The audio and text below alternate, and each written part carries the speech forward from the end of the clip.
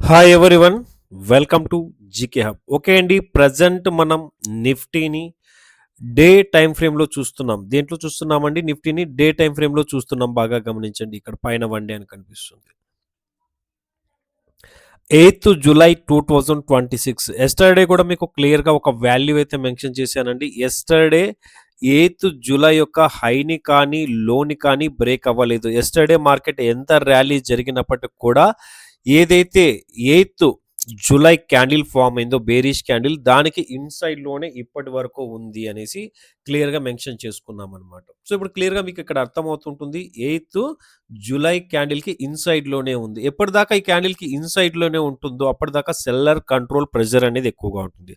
So ఈ యొక్క హైని break అవ్వాలండి. ఇక్కడ కనిపిస్తుంది చూసారా, ఈ యొక్క హై అంటే ఇంచుమించు 24,000 ఎంత అవుతుంది? 24,314 రూపాయలు. సో ఈ హైని బ్రేక్ అయితేనే బయర్స్లో స్ట్రెంత్ వస్తుంది, కొత్త హై ఫామ్ అవుతుంది. ఎక్కడ దాకా? 24,926ని ఫస్ట్ టార్గెట్ రీచ్ అవుతుంది. బట్ ఇప్పటి వరకు ఇన్సైడ్ లోనే ఉంది. సో ఇదే వాల్యూస్ని ఇప్పుడు అగైన్ మళ్ళీ మనం ఏం చేస్తున్నాం, 5 మినిట్స్ టైం ఫ్రేమ్లోకి చేంజ్ చేసాం.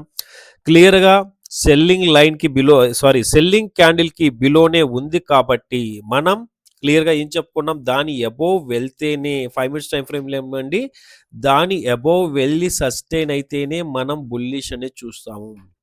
అలాగే స్ట్రాంగ్ బేరిష్ ఎప్పుడు చూస్తాము? ఏదైతే 8th ఫామ్ అయిందో ఆ క్యాండిల్ యొక్క లోని బ్రేక్ అయితే చూస్తాం అనమాట, షార్ప్ ఫాల్ అనేది. బట్ ఇప్పుడు ఏమవుతుంది, ఆ క్యాండిల్కి ఇన్సైడ్ లోనే ట్రేడ్ అనేది జరుగుతుంది. ఓకే, మరి రేపటికి ఇంపార్టెంట్ సపోర్ట్ అండ్ రెసిస్టెన్స్ చూసినట్లయితే ఎలా వర్క్ అవుతుందని కొంచెం మీకు క్లియర్గా ఎక్స్ప్లెయిన్ చేస్తున్నాను.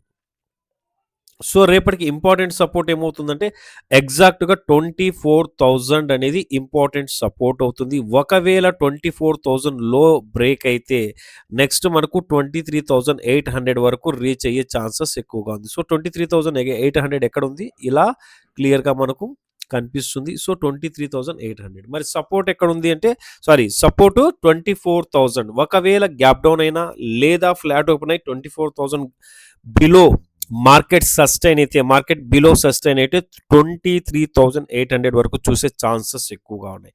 మధ్యలో ఇంకొక సపోర్ట్ అయితే ఉంది, బట్ ఈ సపోర్ట్ 23,923 అవుతుంది.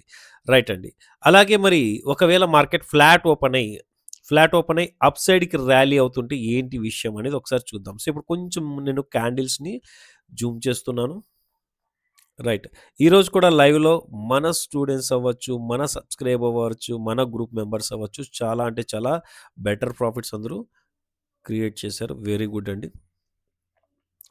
సో ఇలా ఒక డౌన్ ట్రెండ్ ప్యాటర్న్ అయితే ఫామ్ అయింది. ఈ ట్రెండ్ లైన్‌ని రెస్పెక్ట్ చేస్తూ మల్టిపుల్ టైమ్స్ 1, 2, 3, 4 ఆల్మోస్ట్ 4-5 టైమ్స్ ఈ యొక్క బేరిష్ ట్రెండ్ లైన్‌ని ఏమంటామంటే, దీన్ని బేరిష్ ట్రెండ్ లైన్. రేపు మార్కెట్ ఫ్లాట్ ఓపెన్ అయ్యి ఈ విధంగా అబోవ్ బ్రేక్అవుట్ ఇచ్చి ట్రెండ్ లైన్‌కి అబోవ్ బ్రేక్అవుట్ ఇచ్చి సస్టైన్ అయితే ఏ వాల్యూస్ రెసిస్టెన్స్‌గా పనికొస్తాయనేసి మనం చూద్దాం. సో ఫస్ట్ రెసిస్టెన్స్ 1 అనేది స్మాల్ టైమ్ ఫ్రేమ్‌లో 5 మినిట్స్‌లో ఇది వరకు వర్క్ అవుతుంది. సెకండ్ రెసిస్టెన్సీ ఈ వాల్యూ అవుతుంది, లేదా ఎంటైర్ ఈ వాల్యూ అంతా సెకండ్ రెసిస్టెన్సీనేనండి.